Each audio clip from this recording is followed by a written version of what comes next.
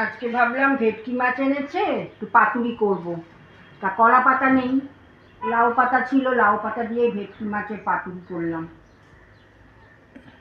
করেছি ভাত, কুমড়ো সেদ্ধ, ছাতু দিয়ে মাখা, পেঁয়াজ কুচি, লঙ্কা কুচি দিয়ে, আর একটা পাঁচমিশালি তরকারি, আর এই হচ্ছে গিয়ে লাউ পাতা দিয়ে পাতুরি ভেটকি মাছের।